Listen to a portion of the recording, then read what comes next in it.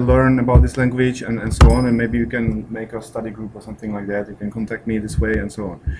So I didn't make any more slides, but other people have slides, so I just simply steal the slides from other people and not present it as my own, but say that it's from the, okay, I don't know how to pronounce it, Katalin, who's one of the people behind this project. This is for the class that they have. So what is F sharp? F star. Okay, it's a little bit connected to F sharp, which I've used more. So what is F star? It's a programming language. It's kind of similar to OCaml or F sharp. I think the syntax is almost the same, apart from some of the extra things. It also has a type checker. The types are not just the ordinary types that we are used to in languages such as Haskell or F sharp, but it has refinement types and an effect system. I will, of course, I will explain what these things are a little bit later. F star is also aimed to be a program verification system, which allows you to formally verify the correctness of your program using some kind of logical formulas and propositions, so that you have a higher assurance on the correctness of your code. And it's also trying to be a proof assistant. So it's using the SMT solver Z3 as the backend, and it's trying to solve the simple proofs automatically. It's trying to help you so that you don't have to write out everything by yourself and so on. I don't know what the last line here means. It must be something with theoretical logic or something. Yeah. So F star as a programming language. It's a call by value. It's not lazy. I mean, it's not completely lazy like Haskell.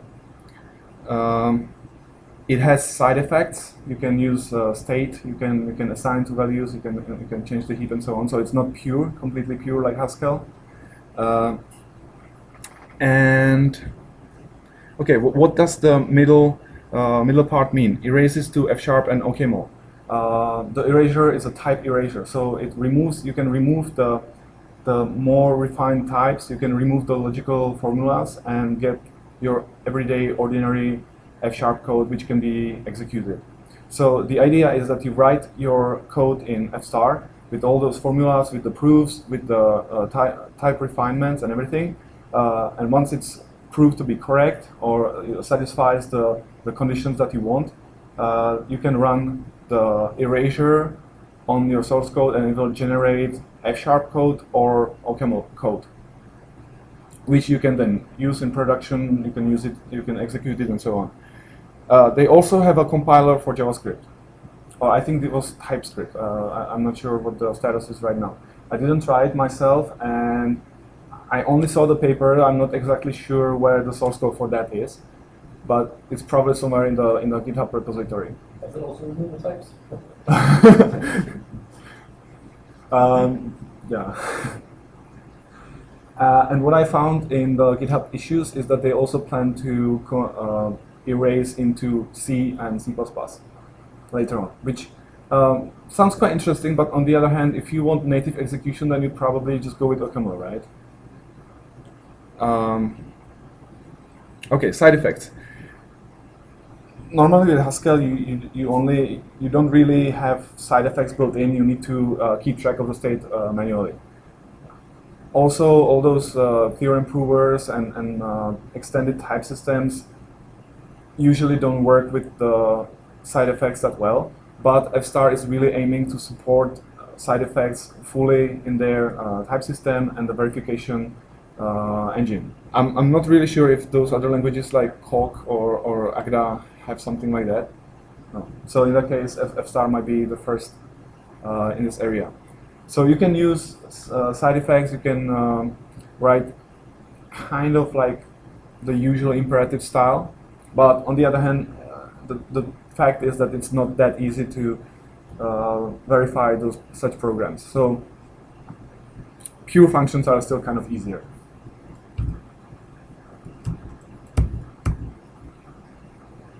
Okay, the type system. Yeah, I don't know what this means. Okay, it has dependent types. So you can, the types of expressions can depend on the input values. I think you've seen that already. And the main idea, or the starting idea, is refinement types. Refinement types are types of values where you specify additional formulas on the accepted values. So normally if you have the type int, right, it's just all numbers or integers. But you want to say that, no, I want to limit to integers which are bigger than 0. That makes sense. For example, if you're working with arrays which have bounded size, then we usually want the index to be smaller than the size of the array. Otherwise, we have a problem. And this is the kind of problem that refinement types can and type, based verification can catch. So I specify in the type of the input function that the index to this array must be smaller than the size of the array. That's the most obvious approach. Inductive types, that's basically recursive types. When I say a tree, for example, is either tree node is either a leaf or it's an internal node which has 2 other nodes as children. You've probably seen it in other languages as well. And again, I can do all the pattern matching and I can prove properties of functions using those types and so on. Time inference, of course, effect inference. We can specify the side effects of each function. So in the most simple case, we say this function is pure, and then it doesn't have any side effects. Or we can say this function has some side effects, and then we are working with the preconditions and postconditions of the memory state. And those effects can be also, you can create your own effects, and maybe I'll get to that later. It's a little bit advanced. Okay, so comparison to other languages is Coq, which I never used. Liquid Haskell, I read the tutorial for that looked very similar to FStar, maybe except for the effects. And third, FStar is supposed to be a program verification system where you're trying to verify properties of your program and try to get the SMT solver to help you a little bit and check if it's correct. Yeah, probably you don't need to really worry about all those advanced language here, because I'll try to give you some examples. Again, the language is not finished, it's more in the research phase. You can see in the first line that they are not really sure if they can achieve this kind of properties. Yeah, I'll get to that later in more practical examples. Okay, quicksort. Is there anybody who cannot read this? It's very standard functional style quicksort, right? Okay, maybe I should ask, who can read this?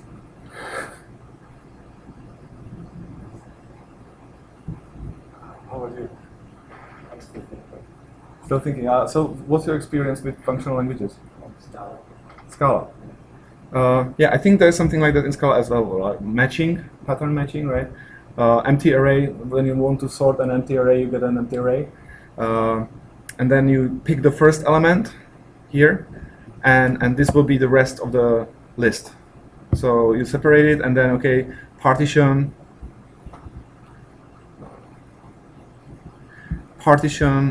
the input using the first element into smaller and bigger, and then concatenate the recursive calls, basically.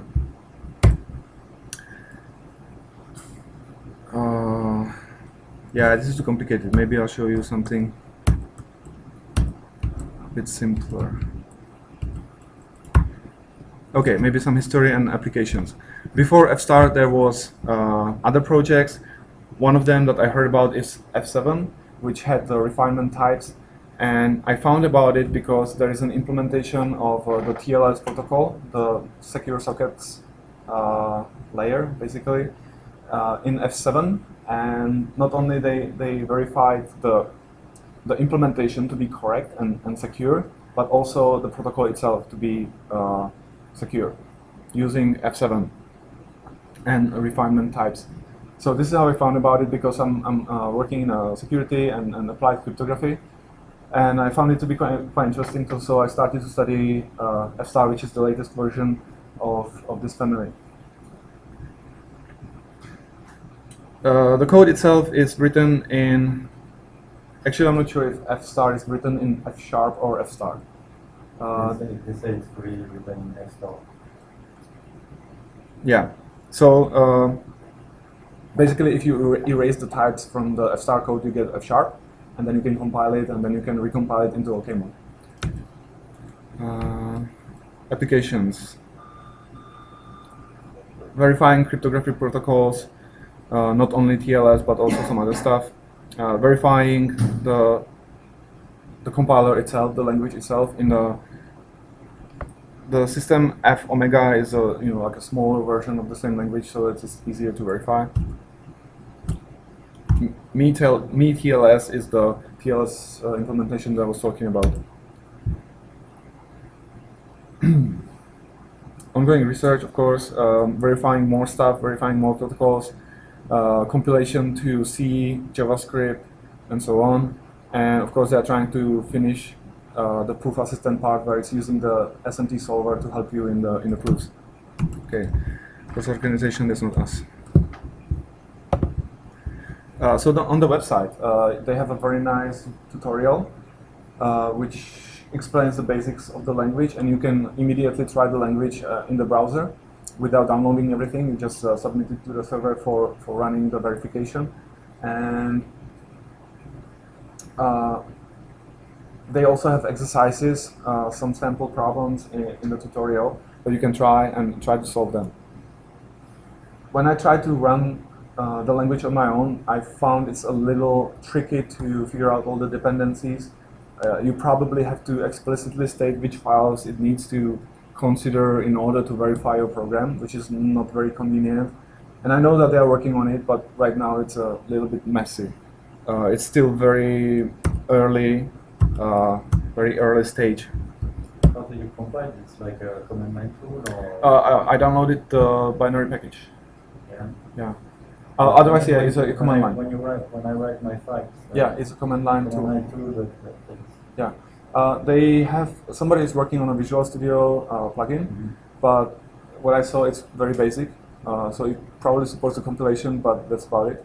I'm using it, I just integrated with my editor, and that's it. How fast is it or not? It's not that fast. Does it compile to MSIN or is it like? To F# source code. Okay. It generates F# source code. And then you have to compile the F#. Yeah, normal way. F# project, like you compile with Visual Studio. Yeah. Okay. Or from the command line again. Yeah. Regarding the speed, it's not fast. So if you want to like really change, try. Even for small programs, it's not like we are used with other languages where it's immediate, right? Not really execution. Verification, because it's a type checker and program verifier, right? So the first step that you're doing is that it type checks and verifies your program for correctness. So this is what you need most of the time, because if you really have your formulas that you are interested in, then you don't need so much to actually run it. Okay, when you're programming, that kind of two phases, right? The first phase is when it's kind of exploratory, when you're trying to figure out what you want actually to implement and how the system is going to work in general. And for this phase, this language is probably not very suitable. For that, you would probably use something like very fast and very dynamic and something that allows you to see the results immediately and see how all those parts are interacting, and that can help you to decide what you actually need to implement. And then if you already have the design, And that applies, for example, to cryptographic protocols. You have to design and you want to check it, then you implement it in this. And at the same time, you have the correctness assurance. That's my view on this. You don't need to write the tests anymore. Basically, the idea is that instead of tests, Yeah. you write the formulas that you want the program to satisfy, right? Do you have a wrapper as well? Do you have like in F Sharp you have FSI where you can just go interactive and Yeah, it has develop a- interactive. It has an interactive REPL, but it's not very good. Okay. That's certainly an area that could be improved. And what is the quality of the generative F# code? So is it something, if you look at it, would it be something that you would write yourself in F#, or is there still something? It's actually very similar to the code that you wrote in FSAR, right? It just mostly removes the type annotations and the proofs. But did you see, say, like? But otherwise, the formatting was not that great. And I didn't really play with that so much. I was just spending most of my time trying to get it actually verified in the first place. So can we look at some proofs for example, for Quicksilver? Yeah. I'm gonna go through this a little bit. So first, some basic introduction.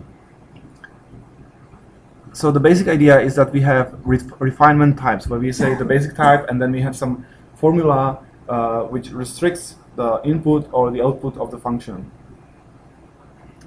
They have the effects here. So for example, factorial, we say the input must be bigger than 0. That's very straightforward. Then we can say factorial is such a function that the output will be bigger than 0. So this is a post condition, right? It's something that we are saying this is true after we call factorial. And in this case, they are also proving this statement using induction.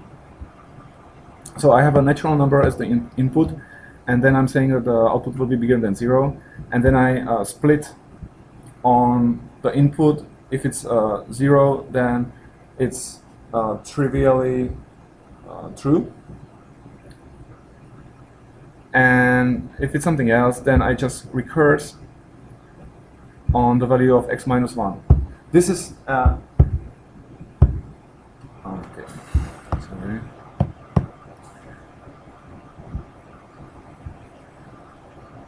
This is not the function definition. This is what is it called? Theorem or proposition that we are trying to prove. This is a proof. So I think you can imagine what the definition of factorial would look like, right? It would be just the standard that you see in every functional class in the first lesson. This is like a test, unit test for the factorial function. This one? Yeah. It's not a unit test. It's a logical statement about factorial, and the system, the F* system, will check the correctness When you run the factorial or when you compile. During compilation. So you're saying here we are stating that the output of factorial is always bigger than 0.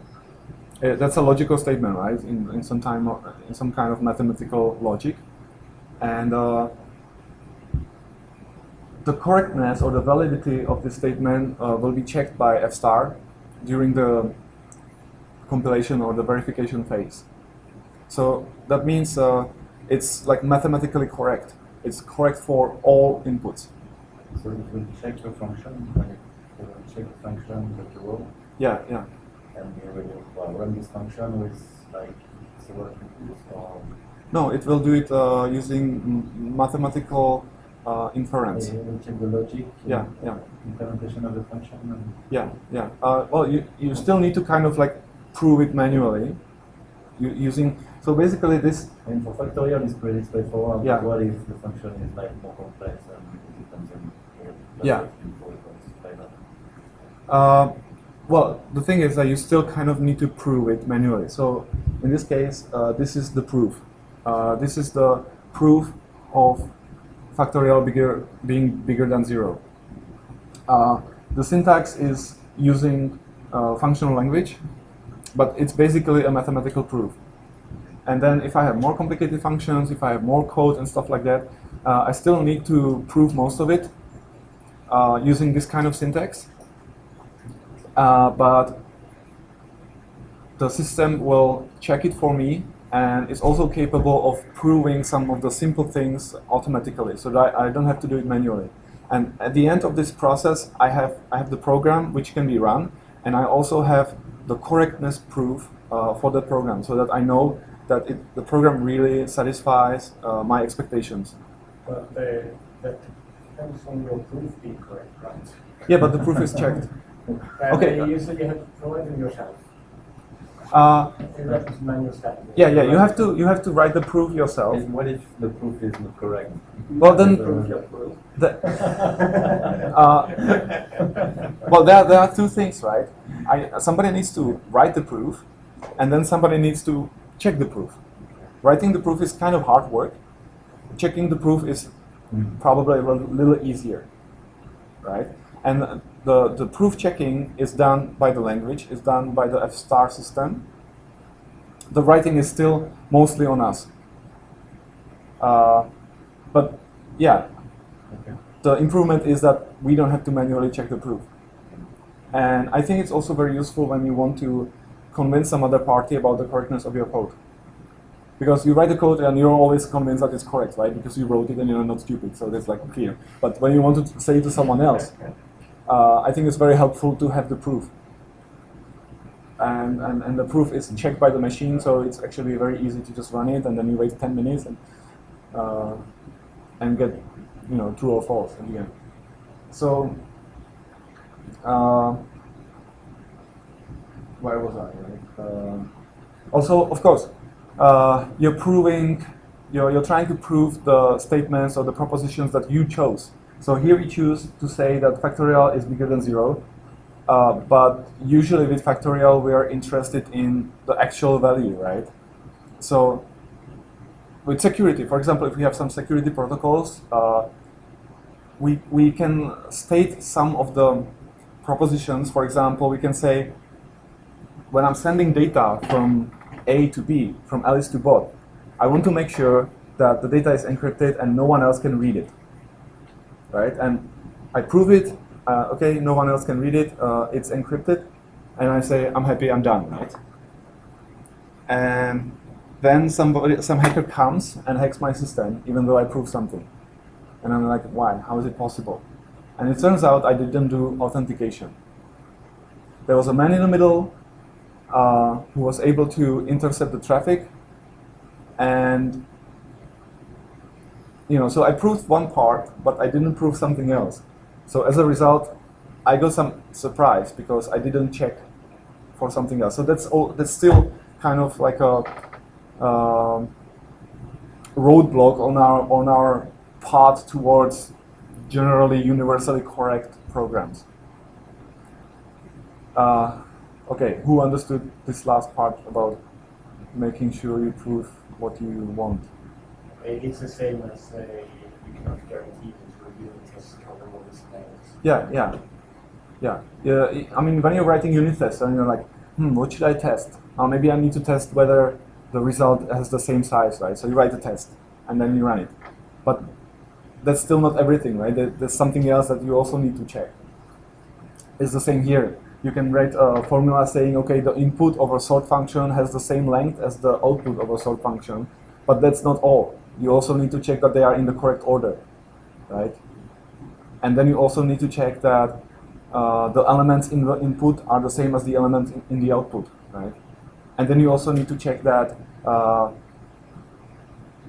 that the number of ones in the input is the same as the number of ones in the output, and same for twos, right? And so on. So this is still something that it's up to you, up to the smart programmer, up to the human, that the programs will not help you with, because you need to explain what you actually want. I would say that this proof only proves that that factorial is called recursively with still a natural number if you give it a natural number, and if it's not called and that it terminates at 0, right? That's the assumptions here. That's kind of what this order means. Yeah, this is Recursion, right? yeah, this is just the syntax for writing the proof using inductive reasoning. So Or proof of what? That's the Oh, point, right? the proof- It doesn't actually prove that factorial x is greater than 0. That's not enough to prove that unless it does something more. oh yeah, you need the definition. Right. It's also using the definition. But Oh, yeah. The definition it should is be actually you should need to write that other part because I can prove that from the definition of factorial myself. I don't need to write that stuff, right? well, you can say Because the multiply operator, two natural numbers multiplied with each other becomes a natural number, okay? And recursion of factorial, you just need to prove that it returns a number greater than 0, and that's the definition of multiply, or the other case is that it returns 1. Right? Well, I think you need to tell the system to use induction. Probably. I think that's the idea, that you need I to... think we need to go on this. yeah, To so... speculate about something which doesn't make sense. Blah, blah, blah. This is some details. Hmm? They have some special syntax for, yeah, this one. By induction on n. So that's kind of a shortcut telling me just try induction here. And it will either succeed to do it automatically or not, and then you have to do it manually. Okay.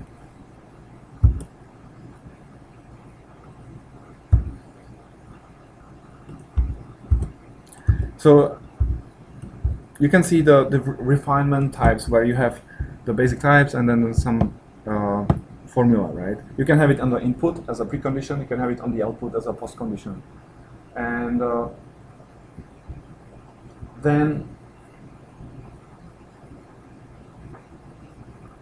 of course, if you have, for example, a quicksort, right, or the sort in general, you have a lot of formulas that you want to state about the properties of the quicksort. For example, that the input is same length and so on.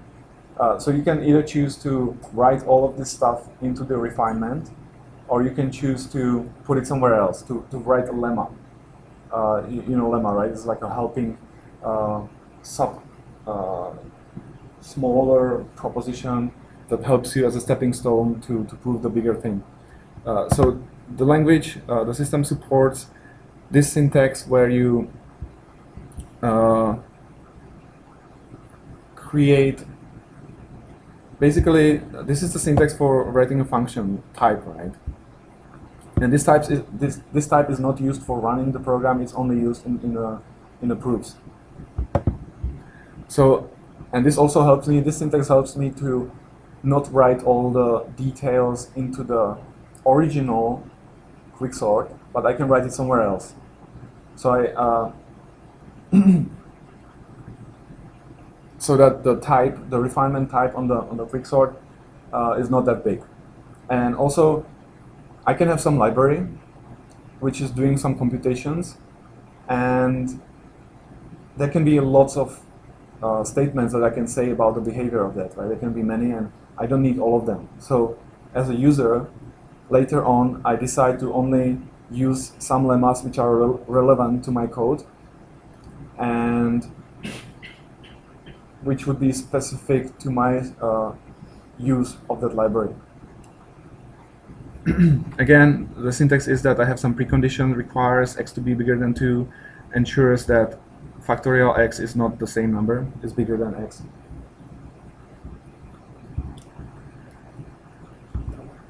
Okay. Automatic induction. This is an experimental feature, so not really supported. Inductive types, that's pretty much the same thing as the other languages. Except maybe I'm not sure if I saw this syntax with the arrows in other languages when you're creating type constructors. Have you seen it somewhere? Oh. Yeah, so maybe that's the same idea. Again, proofs about basic functions on list, that would be the same induction. Yeah, maybe this one is interesting. So this is the type of append, right? I have a list of some type, another list, and then the result is a list such that length L is the sum of the lengths.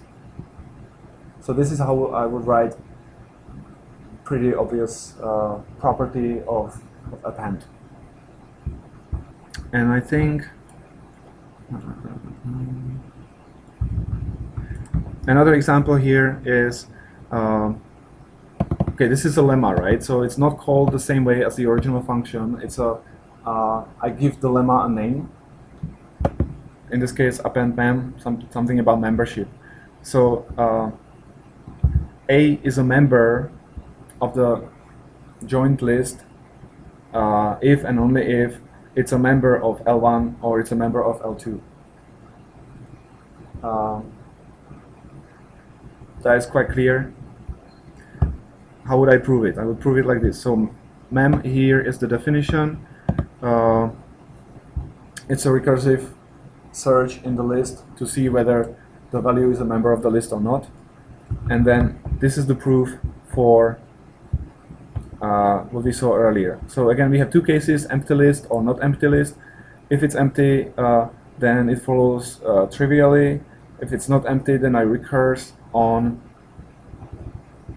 the tail and L2. So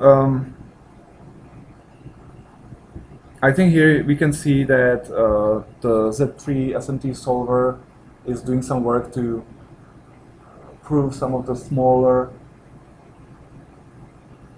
propositions automatically, because this proof doesn't really contain everything that we need, right?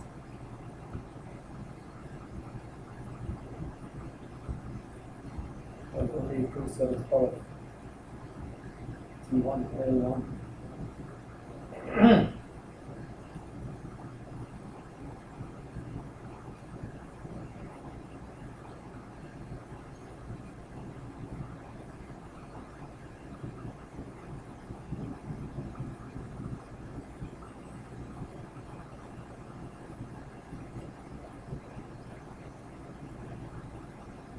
Yeah, maybe it can recurse automatically on the, wait, I don't know.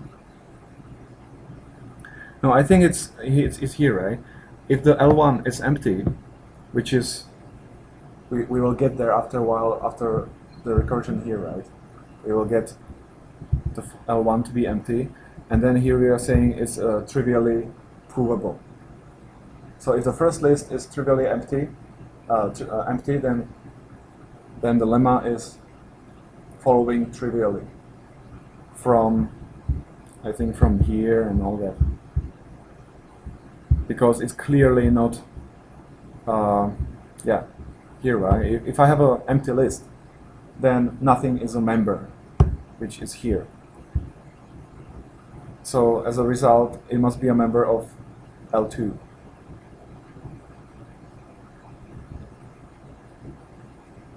Or it doesn't say that. It should then refer something to pipe and mem. It should reverse the parameters or something. It's not part of L1, we should look at L2, right? Yes. Yeah, I think it's really doing some of the automatic proving here, so that I don't shouldn't have to write this either. I think, yeah, maybe you could use that experimental function induction by. But you need to say, I think you need to say that it needs to recurse on L1 and not on L2. Oh, maybe it's symmetric. Yeah, I don't know. Can we try? No, I haven't tried this one. Yeah, so maybe I can, yeah, let me try. I will also show you how the interactive thing works or doesn't work. Right.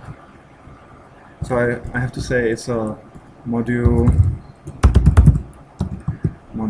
C. Okay. And let's see if I can copy this.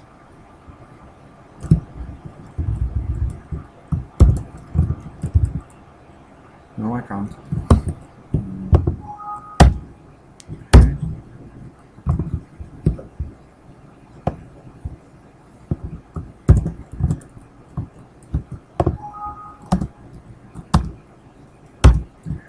have to say and fail.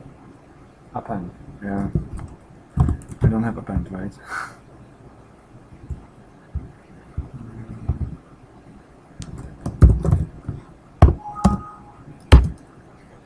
I have to paste again the same thing.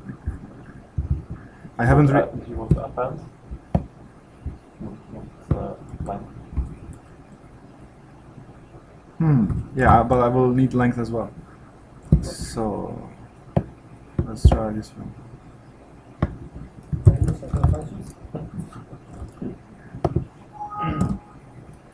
Yeah, I guess I could import it or something. Probably.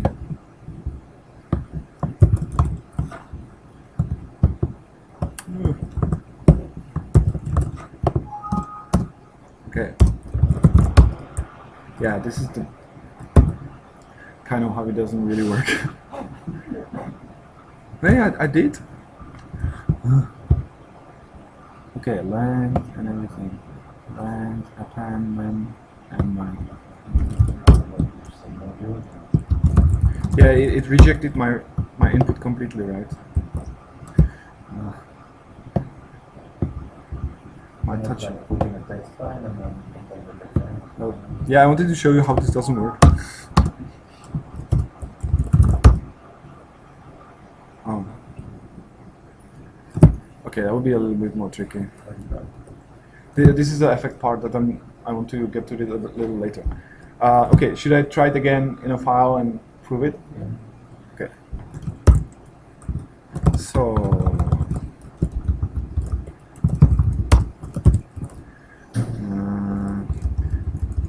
Okay, effects, right? So tot is a total function with no side effects. Okay. Append is okay. Let's say what the type is of append.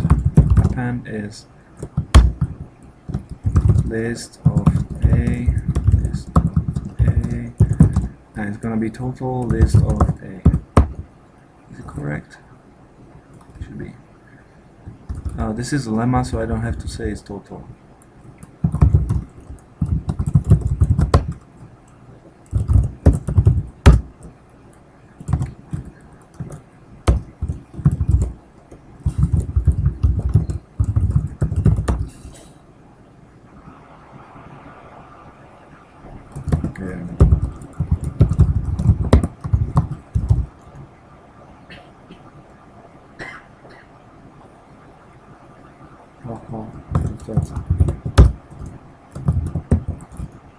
Oh yeah, I probably need to have a.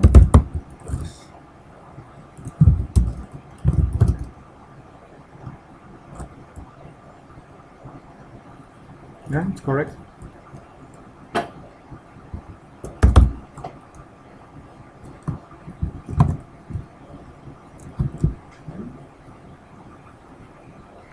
So I think it can infer the second L2 automatically. Of course, like when you're programming, right, or when you're trying to do stuff, then you don't really know what's exactly happening behind the scenes, and you have some formula that you think is obvious, and then it doesn't work, and you don't know why. So let's change the mem function to do something back. Okay, yeah. Maybe head equals 4. Say that it's A equal A. Let's Head equal A. let's what? A equals A. Oh, here. True or something. So always true. So everything is a member.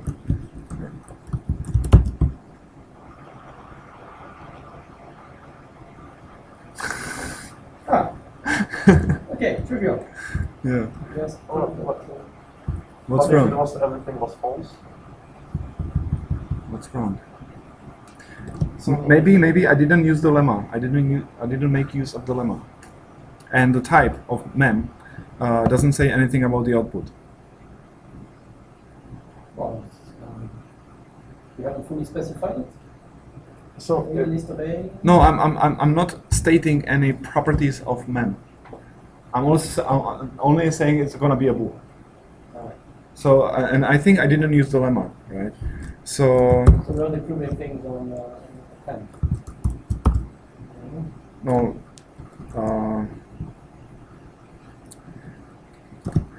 I'm not sure now how. no, it's still proofs because like now man will return true, right? For the But it should be if and only if, right? Yeah, but yeah, it's actually true, right? Yeah. Everything is a member of L1 and everything is a member of L2. So let's screw up an append function instead. Yeah. So that should be heavy equals A, then append. or if you change man to and instead of or, then And that's now incorrect. Yeah. He's going to do. oh, I can try, but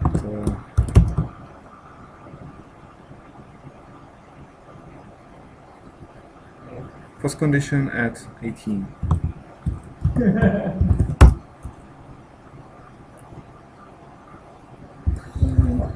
Yeah, so this doesn't hold.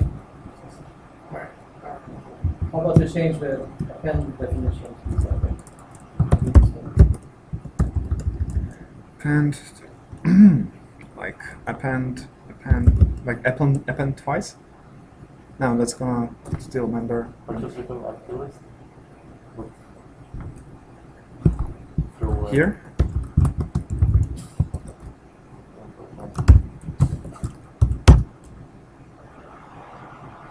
Yeah, that should work. Post condition doesn't hold.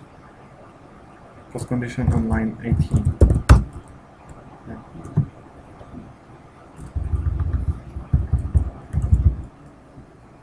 It's not very easy to understand the message. No. Yeah. So what's missing? What we must have is some example where it actually finds a bug. That would be maybe more interesting. A subtle bug, which is not trivial for us when we read the code. So that's what we should be looking at now, because that's what the language is supposed to help with. Yeah. Well, I'm confident it would find it. But do we have such an example? Because that's what we would include. Yeah. I'm not sure if I saw it. I don't right now. I don't have something I could show you immediately. Did you try to fool it yourself? To Did you try to use this to find a bug on some code yourself? I tried to write some code, and I was trying to eventually verify some security properties, but it turned out to be a little tricky. So I'm still kind of struggling with the syntax, and also because as humans, right, we are often incorrect, especially about assumptions. We're assuming a lot of stuff which is actually not true, and then the system will tell you actually no, and then you have no idea what's going on. So that definitely would be useful to have some tools which would like give you, for example, a counter example, right?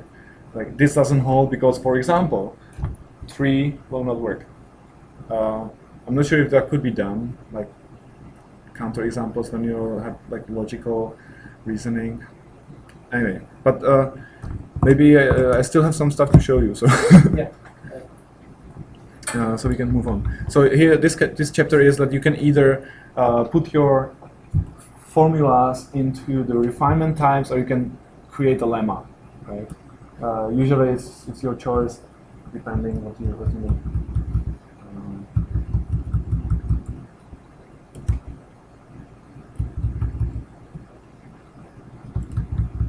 That's kind of like not very interesting. Okay, termination. So. We can state that the function is total, which means that it's always going to terminate and give a result. Then we can say, we can also use another effect, which is saying this function is not total, maybe it's something that sometimes it's in return. Then we can say that the function is using side effects. And another effect is that we can say the function is going to throw an exception. And the last one is that the function can do anything, which means like all of them. If we want to say that the function is total, then we need to prove that it will really terminate. and F star also has some tools for that. Maybe if you had a theoretical CS education, then you heard about well-founded order on values, and you prove the termination in such a way that you prove that the input that is behaving in a well-founded relation. But let me give you an example, right?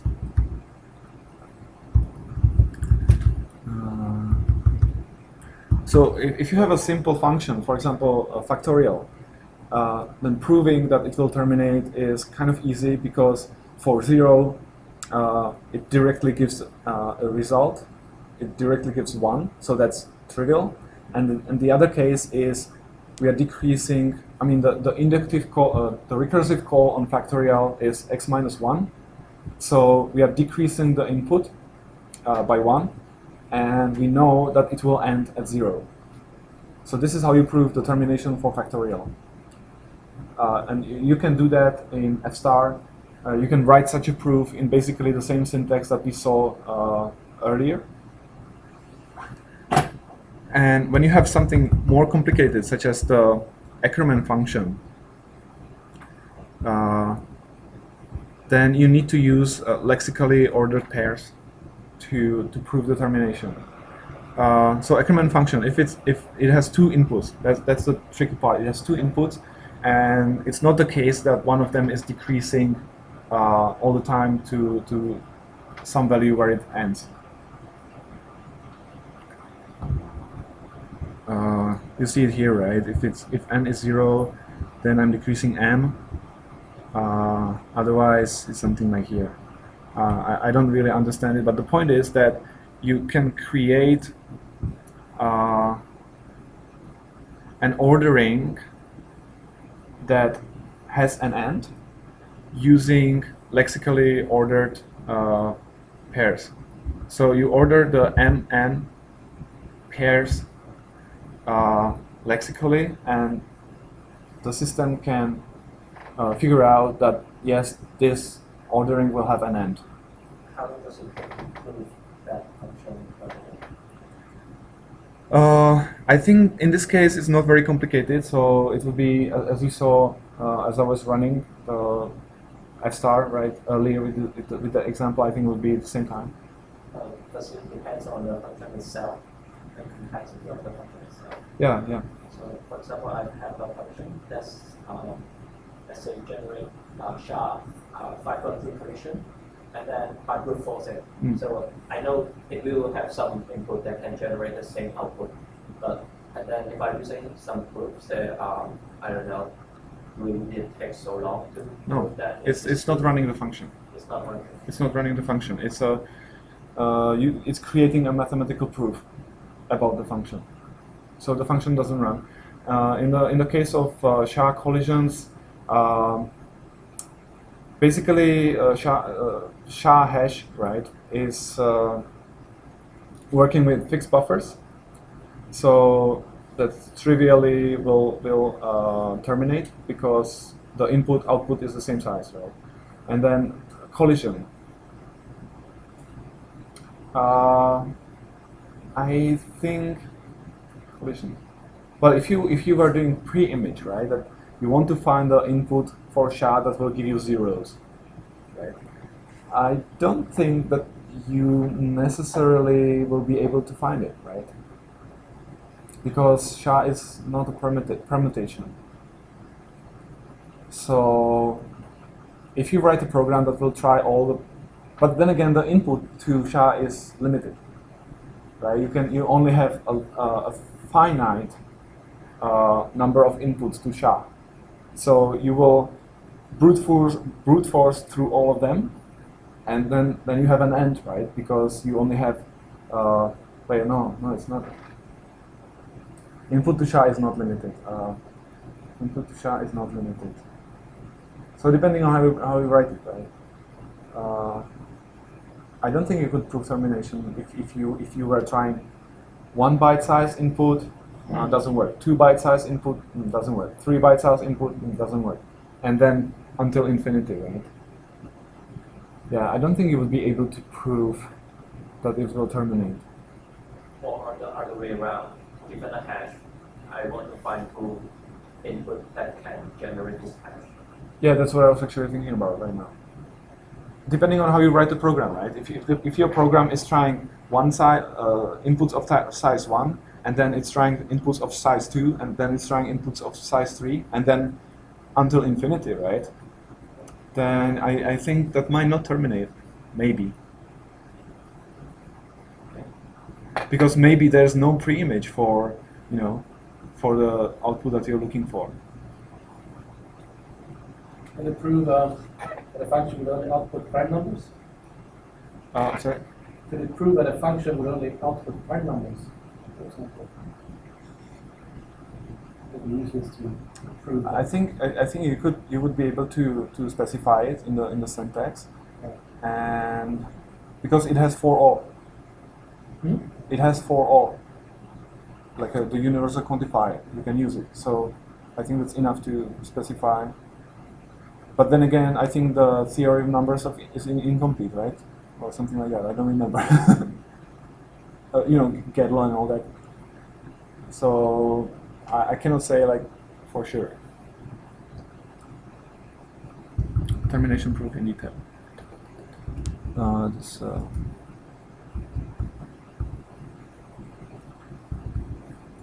Okay, so here we are proving or giving a hint on how to prove the termination for the Ackermann function. The first is just a number, second one is another number, and this is the ordering that the system can use to prove that it will terminate. So basically the system needs to order the inputs in such a way that there will be an ending, right?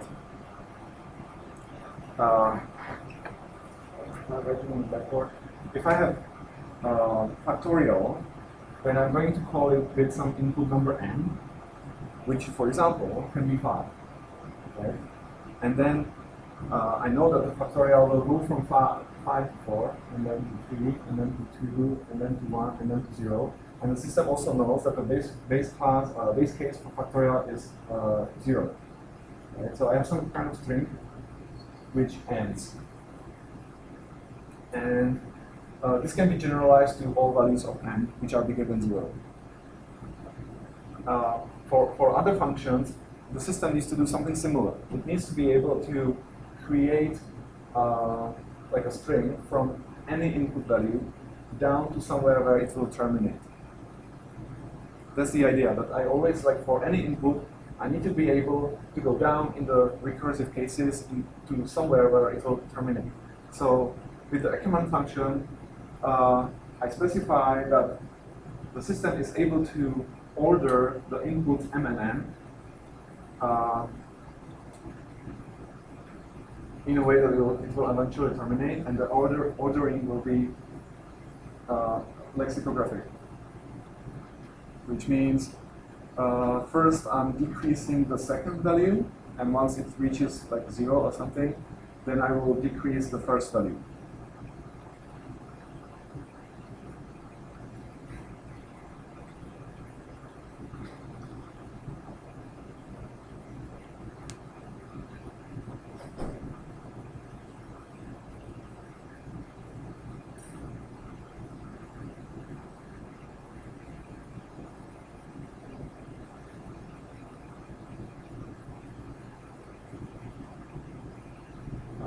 Okay.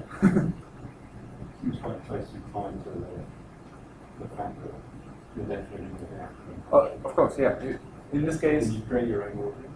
this is for Ackermann, right? So I'm saying that this ordering will work for this function, and then the system will verify it's like, yeah, works, good. And then you have another function, and then maybe you need to use something else. Right. Same case if I have a function on one list, right? I have some list of 1, 2, 3, and then, for example, the mem function that we saw earlier, right? We know that it's going to make a smaller list.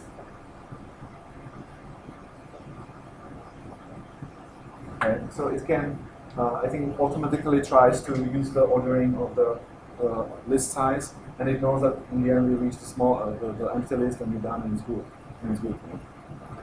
When you have a more complicated function, then maybe you need to give it a hint that you need to tell it, use this ordering, and it will work. And it will check whether this ordering works for the termination proof, and if yes, then you're good. If no, then you need to maybe write a proof or use a different ordering. Again, that's the work for the human. I don't see how the ordering is being used in this case by a prover. It's used together with the definition of the Ackermann function. Yes. Well, essentially, it's just saying that the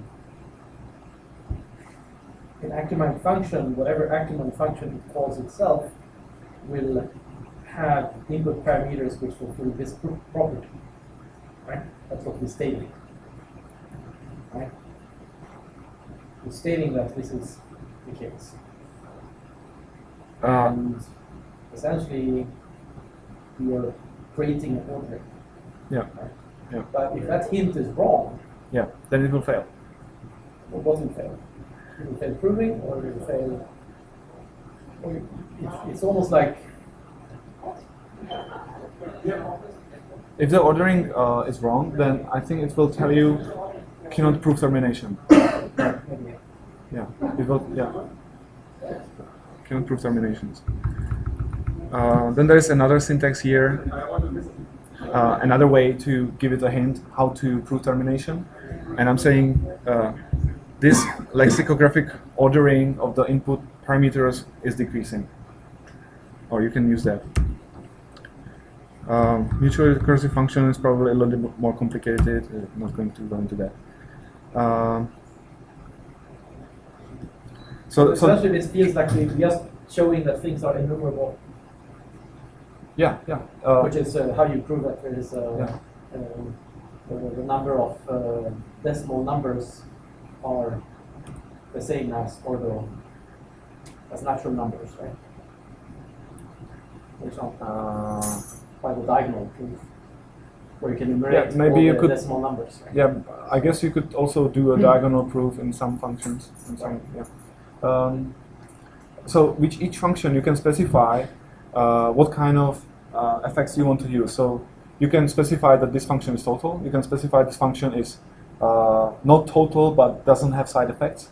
Or you can specify this function has side effects. Or you can say it has exceptions. Or you can say it has anything. Anything goes. And then it will tell you. Yeah, it's like C. Then it will tell you whether you can combine the functions correctly or not. As we saw earlier, that those two effects are not compatible.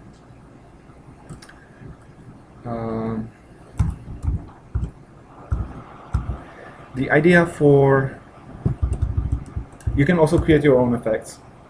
So you saw earlier that there was something tot, right?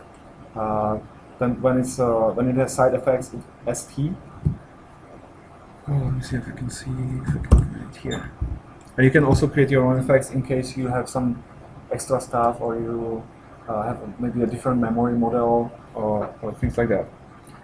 The way it works is that you can define those effects by specifying what the system needs to do in order to work with to prove your precondition, postconditions using the precondition and stuff like that. So you specify the predicate transformer saying like what's the relationship between the preconditions and the postconditions of the functions, which is a little bit more advanced, but basically you need to say how to prove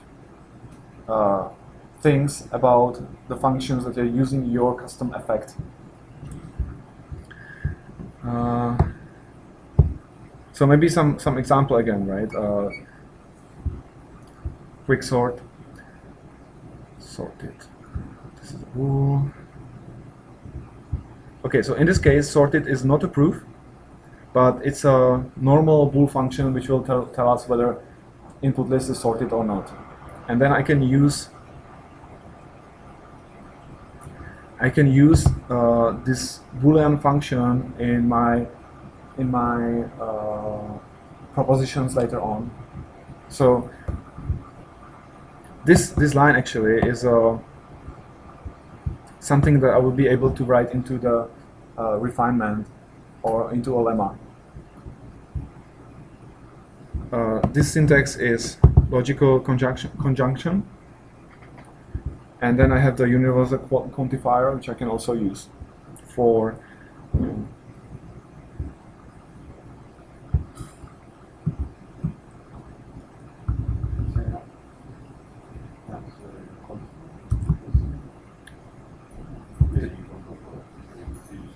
oh, this is conjunction and so it has the normal AND, which works on bools, but this one is something else. This is used in the logic, right?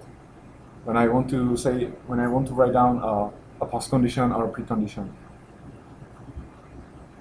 So, and maybe Thomas can tell me something, because actually those logical formulas are treated as types. So this thing on the left is a type, and this thing on the right is also a type, and then this is an operator on two types. Yeah, so there's some kind of isomorphism or something, I guess. How do you write the proof for mem? That mem is correct. What do you mean by correct? I want to prove that it's correct. Implementation of mem. Which Yeah. is earlier. Maybe I can try it, right? Because, yeah. I think it would look very similar to the definition itself. Yes, it has to, because it has to actually take the actual elements into account. But it still depends what you mean by correct. I want to prove that it actually does the job, right? But first you need to write down the formula, right? You would probably write it using a inductive recursive. Yes. Right? Also, it depends on the definition of the list. But okay, the list in this case is something that is either empty or it's created using the cons, right? There can be another definition of list, or, for example, Unless it has a for all operator that had a built-in mem, which is yeah. proven already. Yeah, so basically, if you wanted to prove the correctness of M, it would be pretty much the same as the definition of M. Maybe I can show you, if I find it, the definition of sequence. It's kind of lambda calculus Sorry that I wasn't style.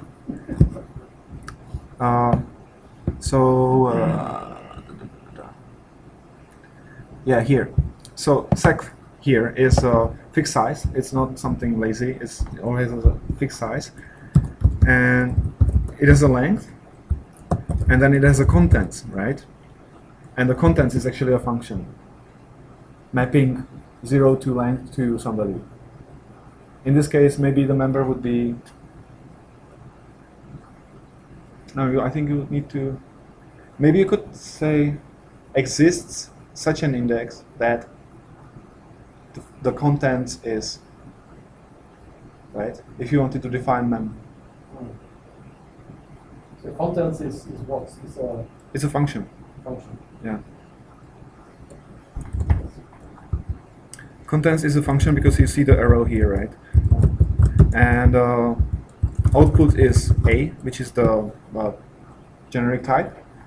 It's total. It must be a total function. And the input is a index, which is obviously smaller than length.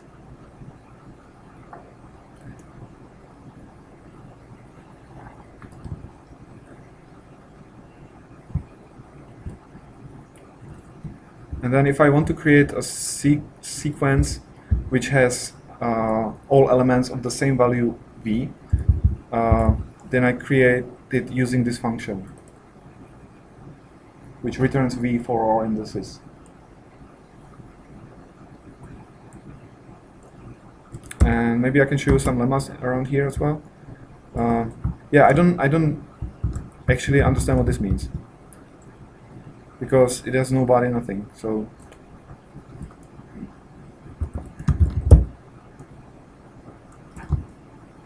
but yeah, I don't know. Here you can see an example of a type being used as a statement or a proposition.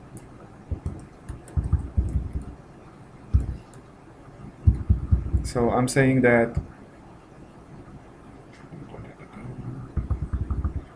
yeah, it's a definition. So EQ between two sequences is if and only if the lengths are the same, and then for all indices, the index, the value at that index is the same.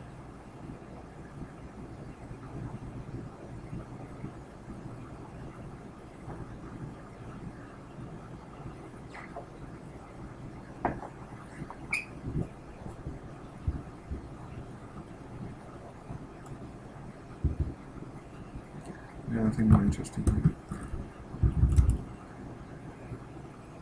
Okay, this is an example what a real-life proof can look like. You see, it's just a stupid quicksort, but it's getting a little bit more complicated. Partition lemma is something about the partition function. It has no preconditions, but it has the postcondition that, for example, if what's this? Partition splits the input array into two arrays, right? And any x will be in the first array if the predicate is true, and it will be in the second array if the predicate is not true. So we have a predicate here for the partition, right?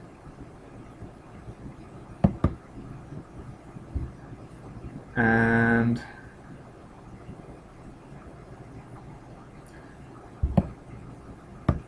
an element is in the input list if it's in the first output or if it's in the second output.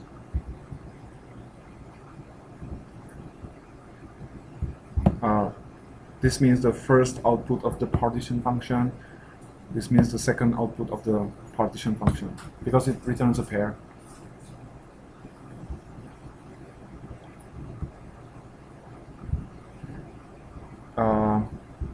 It's also saying that the sum of the lengths of the two outputs is the same as the length of the input. And yeah, this lemma is needed to prove the correctness of quicksort.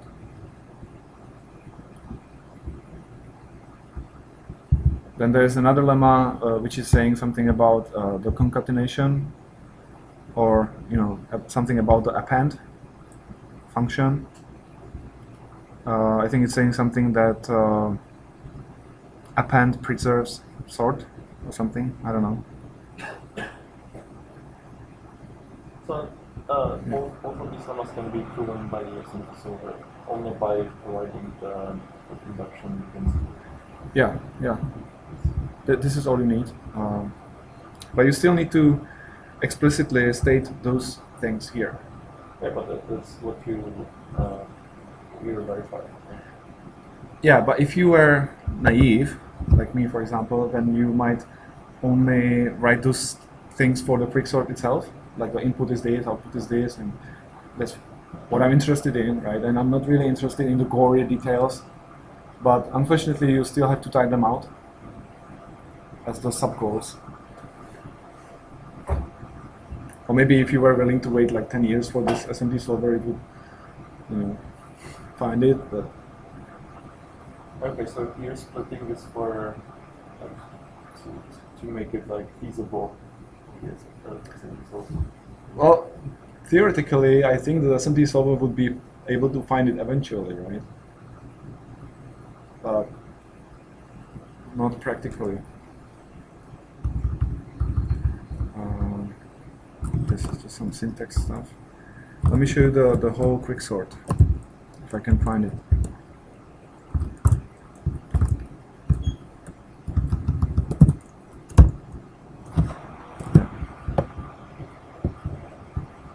Sorted, partition lemma that we saw, definition of total order that we know from school, reflexivity and antisymmetry, transitivity. Right.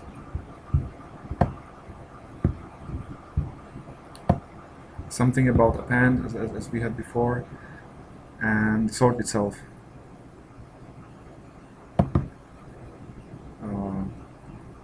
So the output is such that it's sorted, and all the members in input, I mean, X is is a member of L if and only if it's a member of the, what, M is the output.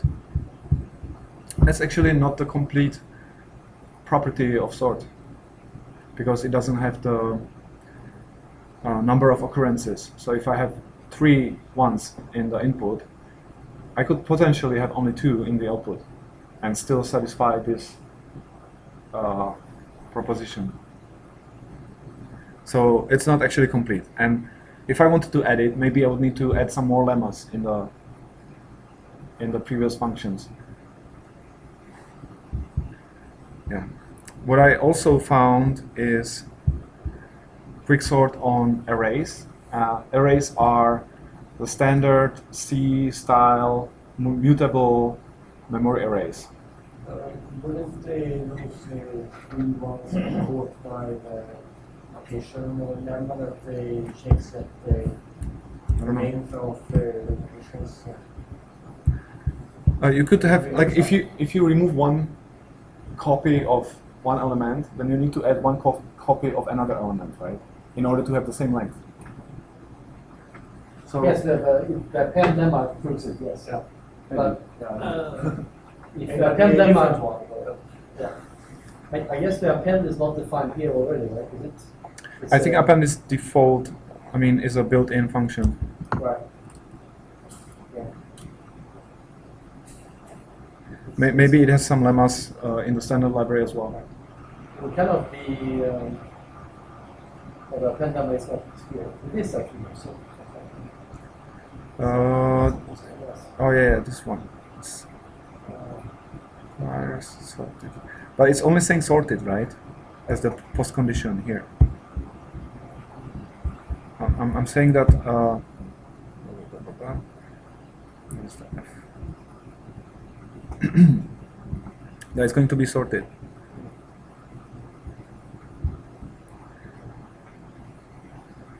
Yeah. So this is quicksort functional version, pure functional version. What it looks like.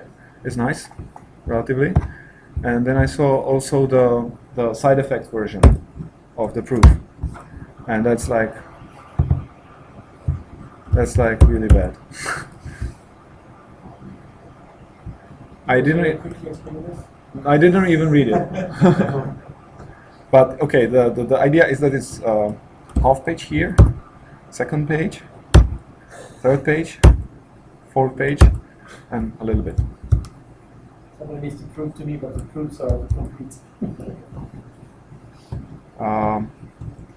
The side effects are really bad because one of the problems is aliasing, that you can have one reference pointing to the same, no, 2 references pointing to the same value or something like that. And you just need to kind of state this in the lemmas and work with it and so on. And they do have some kind of approach to limit these problems where you create sub-regions of the memory heap and then say that, yeah, this region is totally different from this region. And that supposedly helps, but it's still not that pretty, as you can see here. Right. On the other hand, you can see that I have quite a number of examples. I did JS backend that sounds like the JavaScript compiler, maybe. Let's see. Oh, it's just a sample. Okay, so maybe it's just a test. Paradoxes, I didn't actually look at it.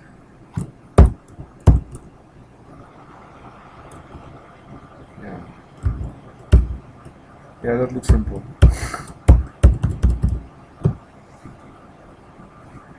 maybe let's go somewhere that we can actually get something from it. Termination. Maybe let's look at binary search. It should be relatively well.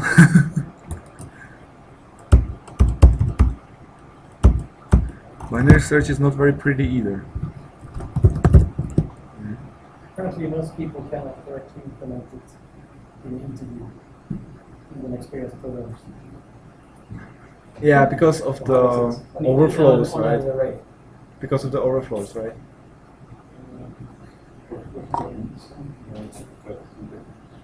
I'm sorry.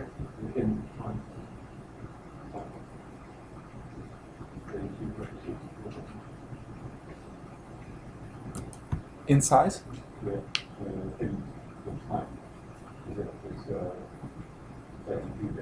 Oh, it's a mathematical int, so unlimited.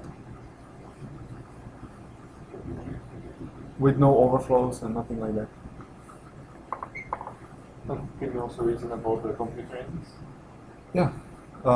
Yeah, I'm sure you could do it, and there's actually some code for big ints, big integer implementations. Big num here. And actually, they have, I think they have functional big ints, and I think they also have side effect based big ints.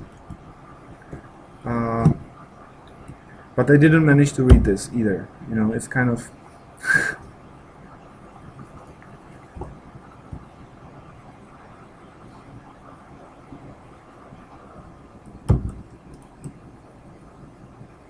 to do proof.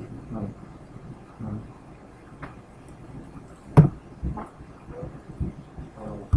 I wonder what kind of people is using Capstar. That's apart from obviously like professor research. No. Or is it mainly in the research? Probably, yeah. But I'm hoping that maybe I would be able to use it for some of the high assurance stuff. I think the idea of F star is to be as practical as possible, but it probably still has some way to go. What is the advantage comparing to F#? Is that you can formally, mathematically prove the correctness of your code. So when The you workflow would be you write your F* code with the proof, Yeah. and then you generate F#, yeah, then you work from F#, then you run the F# stuff. then you write F# code. I mean, Correct. you shouldn't edit the generated code, right? Because So the generated code looks readable or like What does it look like if you generate now? well, actually, the generated code is pretty much the same, except that the logic, the proof stuff is removed. yeah, so it's pretty close to what you want. So you cannot, you say you cannot edit. well, you shouldn't, right? Because if you need to regenerate it, Yeah, then you can extend it. but I think you should be just fine able to edit the original F star code, and then make some interface for the stuff that you don't need to verify. Can you also give it some hints for the erasure? So in Coq you can erase to OCaml, and sometimes it's so if you write Coq in a functional style, you don't use the proofs, but you would use more of the OCaml-like code, then the erase code looks pretty much like that. But sometimes you would put in, say, some extra check Yeah. that's for the runtime, but then maybe because you didn't know that it could remove it. But then you can, if you see it, and then you can give it a hint. You can also remove this check, and you will do so. Is there like a syntax for such things in here? Hmm, Or I don't know how I don't the know what generated to- code looks like. like this. So this is the generated code. No. Well, I really think that you shouldn't touch the generated code. You just Yeah, here you don't touch the so you see in the generated code that there's something that's not efficient that you can if you write it by hand you could improve it, but then so what you do is in the original Coq you would just write some hint, and then when you generate it again you would generate Yeah, I didn't compare the outputs because I was like barely able to get the stuff verified. But I really think it would be pretty much the same. Okay, another thing is you don't need to implement the standard library of F# if you don't want to verify it, right? You just type the signatures, maybe create some lemmas on the behavior that you think it is doing, and then you don't have the body for those functions, and the body is taken from the standard library of .NET, right, or F#. So you only have the type definition here. So one thing which is missing from all this trying to prove things is most people don't consider the performance to be something which needs to be proven, right? But for quicksort implementation, that's part of the specification, that it actually is supposed to be better than bubble sort or something like this. Well, in the worst case, it's not. So you cannot prove it. Exactly, right. But essentially, you want to be able to prove it. Proof performance. Well, Especially in cryptography. right. So this is very important when you change an algorithm that you still know the complexity of it, for example, right? So if something is order n becomes order n squared, suddenly you're pretty screwed in practice when you run your program, right? So I don't know if any languages do this. Well, I only saw this in there's a proof system called meetup at Cornell University. So they are based on a bit different theory than all these other systems. Yeah. So they're based on partial functions, and whereas these are based on like total functions. Yeah. And then there's like a manual you can read, and then they saw how they can prove these things about complexity using they have some like a lambda counter based kind of thing. Lambda counter. Yeah, I'm pretty sure this language doesn't do it. It might be possible. So you more like verify the logical behavior. Yeah, so verify. When I was playing with it myself, or if you want to try it yourself, the tutorial is pretty good. It has examples. You can try it in the web directly without downloading anything. And then, do you scroll up? Okay, to the. Well, this is just the addition module, right? So. Yes, yeah, I want to see addition how they prove this. But I think this is a lemma, right? Or not? Yeah, that's good. Okay. Yeah. So if you want to try yourself, I would recommend to work in the beginning with the side effect free code only, with no side effects, basically kind of like Haskell style, because the side effects add a lot of complexity and a lot of trouble. So starting with the pure function is a good idea.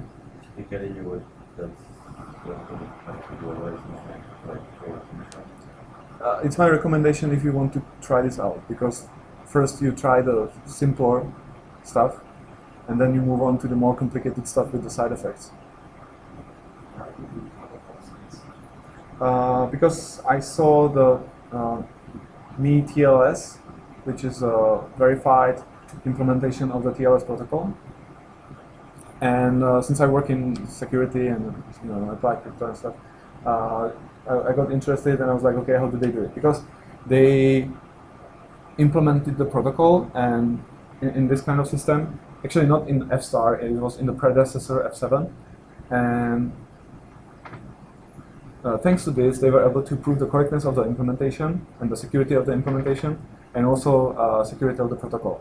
I mean, for some definitions of security and correctness, right, as we saw. I think at one point you mentioned someone proved that the implementation of SSL. Yeah, that's it. Yeah. And is it before a heartbleed or after? Heartbleed is an implementation bug. So you Yeah, it's a standard C memory overflow bug in OpenSSL. So it has nothing to do with this because it's a different implementation. But also, like older versions of the SSL protocols have security holes, which are not related to the implementation. It's just a bug in the protocol design, and I think some of them you could catch with this kind of system. Not all of them, probably. In principle, when you define such a protocol, it should be almost mathematically consistent with specification and proven with this kind of system. And then from that, once you have a reference implementation, Yeah. which is proven correct, you could code it in C or whatever. maybe And of course, ideally, right, the system should generate code which is fast enough. I don't like it can generate OCaml code, right? So that might be not too bad. I didn't try, but you know. also generating code. I can give you another example. The latest attack that was discovered against TLS. What is it called? Drowned. I don't know if you heard about it. Well, this was a protocol level hole, and it couldn't be fixed by this couldn't be found by this kind of system because it was a cross-protocol or inter-protocol attack. So you use an older protocol to give you some information, and then you use it against the new protocol. So this one would not save you because you probably wouldn't think about it in your specification.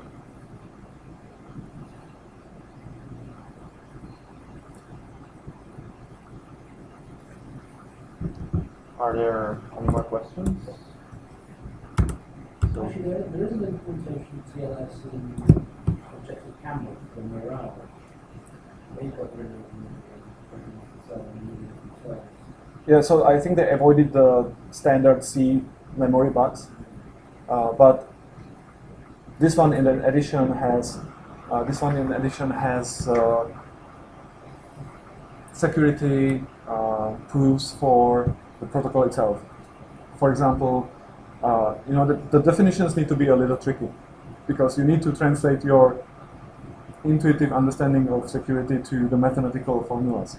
So one of them is like indistinguishability between like a random data and the encrypted data that you're sending. That's one of the definitions. So it's not that easy to understand or even like write it yourself, but it's apparently possible. I'm still trying to like study that and wrap my head around it. What are the limitations of this language in terms of expectability? Is it look at cell? Is it look at symptoms? How can it be applied through an opportunity language? Is it just an L language? Yeah, this one is just because you need to write in this language, which is based on ML, right?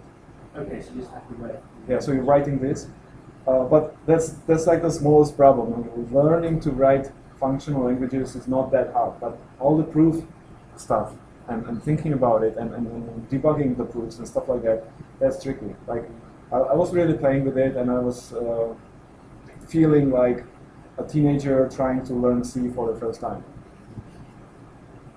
which has been a long time for me, but it really feels like that. And so yeah, that's what I'm saying. If you want to try, then start with the no side effects, just pure computations. Then another problem is it says you it doesn't work, right? You want to prove something, it will check the proof and say no, it doesn't follow, and you're like, why? Right? But what you can do on the other hand is you can write specific like questions in the preconditions, right? So you intuitively thinking like this should be equal to something. So you can type it into the preconditions, and it will tell you no, this precondition doesn't hold. And you're like, aha, I forgot something in the postcondition of the previous function, right? So you can kind of like ask it questions. But on the other hand, some better tools like Haskell has that you can ask for the type of something would be quite useful.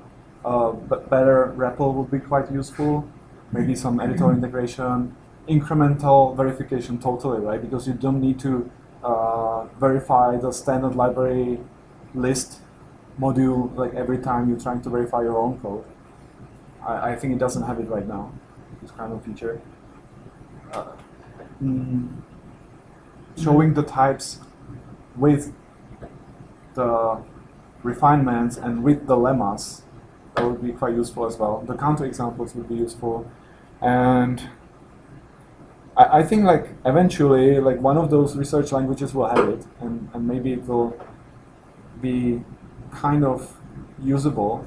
But of course, if if you're developing a computer game, then you don't need any of this, right? It just kind of works. You can sell it. It's done.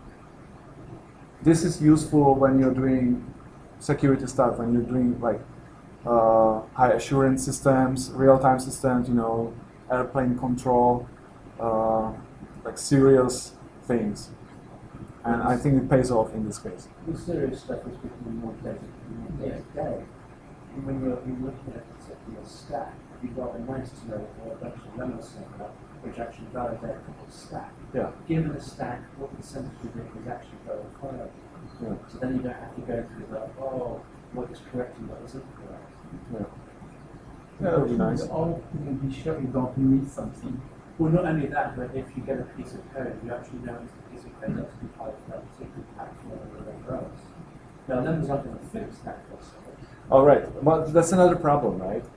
For example, that's a big problem in security again. You have an encryption app, and like, yeah, it encrypts the data on the wire, but is there some bug in the encryption, or is there actually a backdoor which is also sending your data to the mothership in plain text, or is there something like that? And you don't know. Right? You can trust the company, or you can get the source code, but if the source code, if you don't compile it yourself, then again. But even then, if you compile it yourself, you can just compile anything that's in the code. Well, you need to read it, right? You have to read it, you have to be able to comprehend it and rely on this. We rely on logic, rely on either modules for performing XML, JSON, whatever else, and we go all the way down to the bottom to the wire. Yeah. It's basically all based on trust right now. Well, it's like a crowd. Yeah. I'm too sure it's trust. We simply assume. Yeah. Then we became. Yeah. In principle, standard libraries of languages could be proven to be correct.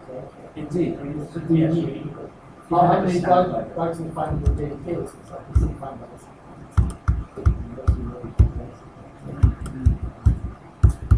Didn't you mention to me that there was like some language you augment a kind of C-style language and it actually proves certain things or not? Yeah, there's a project called Very Fast, which you can basically, like, here you annotate these types, so here you would sort of like a C commands annotate your C code, and then use their tool to check whether it's satisfied or not. I was also in university, working a little bit with model checkers and stuff, and there are so many approaches to verifying correctness of programs. Some of them work, usually for small code bases. Some of them are actually used in practice. For example, Amazon recently started to use some model checker or some kind of system. I don't remember what it was based on, but they started to use it for the distributed, crowd systems, which can be really tricky since it's distributed. And they said it's good, it's working for them. They were able to learn it and use it. Microsoft is using some C verifier as well for device drivers. Again, assuming device drivers are not that big, so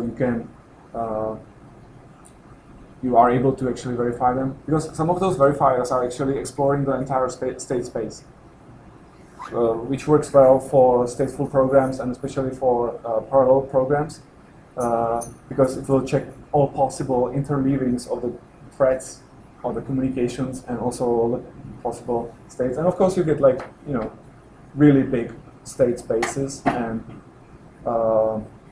you need to have a cluster, for example, to actually do it, but it's possible.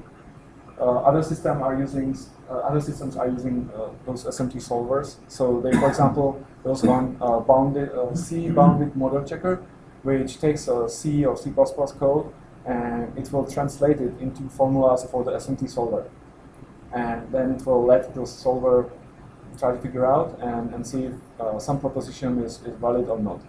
And I think it has some limitations. For example, loops. It cannot do any size of loops. It can only do loops with less than, 100 iterations or something like that.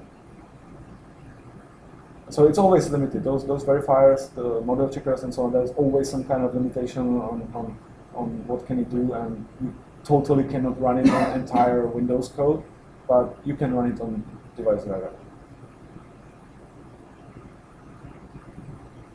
Anyway, I know on C# they have something which is named Flex or something like that, which you can run on your unit test, which can try to run as well on a parallel mode.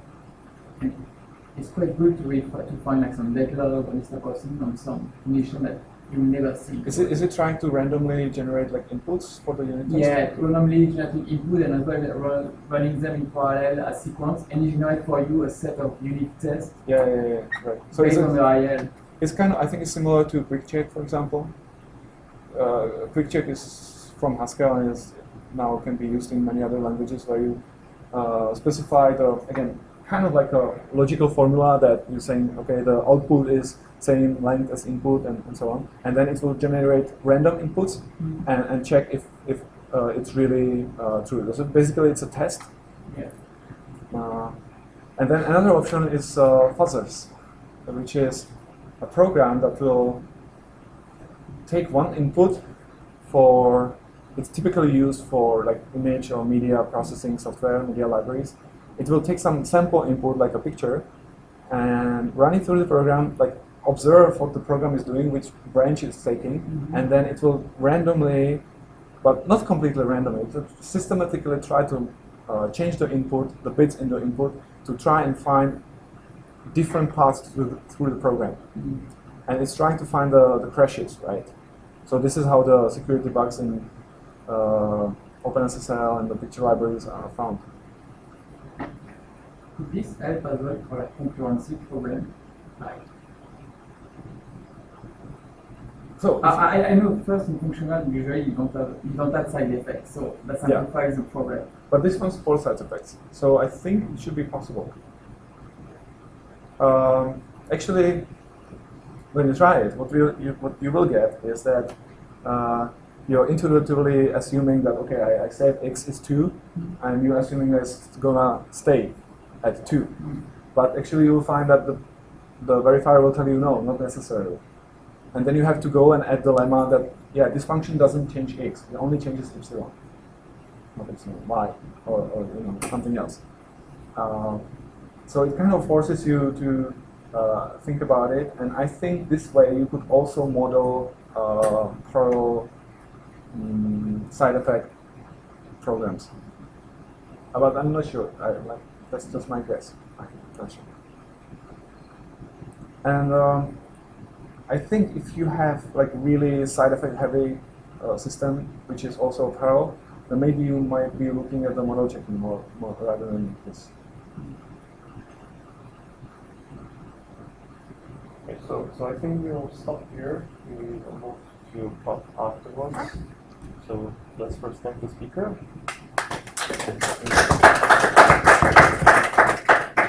For those of you who